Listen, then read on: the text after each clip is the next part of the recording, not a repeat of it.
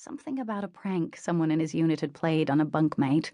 Dad had slowly placed his knife and fork on his plate, then folded his hands. Looking back and forth between them, he said, "There will be no discussion about Joey at this table. Is that understood?" Danny had stared into his father's tired, bloodshot eyes, then looked at Mom. Her head was bowed as she seemed to study her plate, not saying a word. She just sat there with a bite of meatloaf on her fork. Danny looked back to see Dad's reaction. "I said, is that understood?" "Yes, sir," Danny croaked. Mom nodded her head.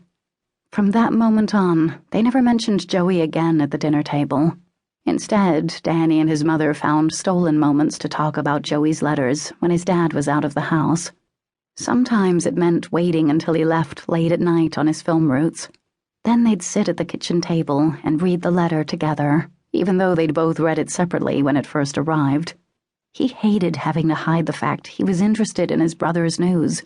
But even more troubling was the silence that so often filled their home.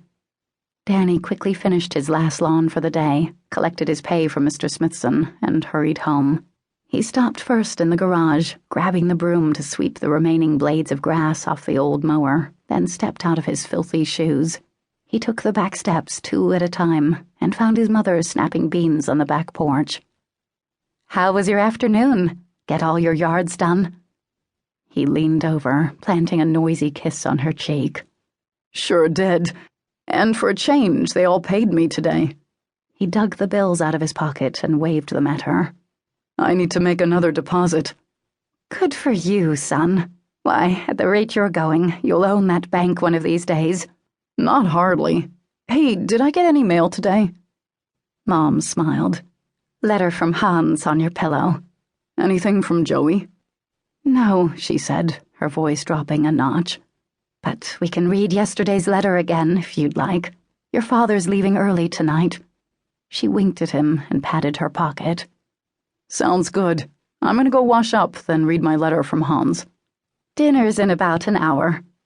10 minutes later, Danny got dressed after his shower and tossed his dirty clothes in the hamper. He reached for Hans's letter, then stretched out on his bed to read it. "Dear Danny, it is hard for me to imagine such temperatures as you have in Chicago. Today it is 19.1 degrees Celsius here. I believe that is 66.4 degrees Fahrenheit. Much cooler than your 99 degrees. Today I had to help my sister Anya fix her bicycle. Everyone rides bicycles in the Netherlands, as I told you before. And most everyone takes very good care of their bicycles because we have to depend on them.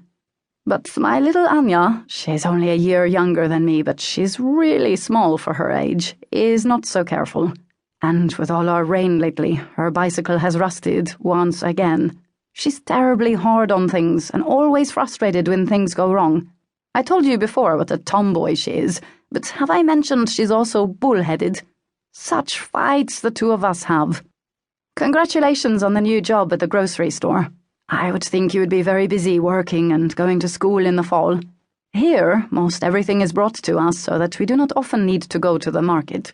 It's considered an honor to supply the local pastor with bread, vegetables, milk, and even meat from the butcher. But this is also done for many other residents as well. What have you heard from Joey? Any news?" "Everyone here seems quite nervous. None of us believed Hitler could take Austria, yet he did. We thought that England and France would step up and try to stop him, but they have not.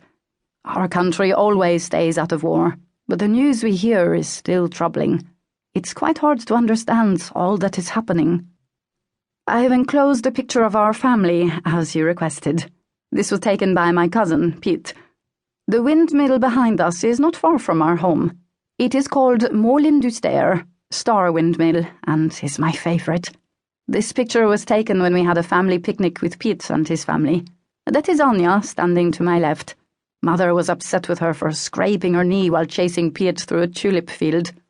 By the time you get this letter, perhaps your letter and picture will arrive here. I wonder if you look as I imagine you to look.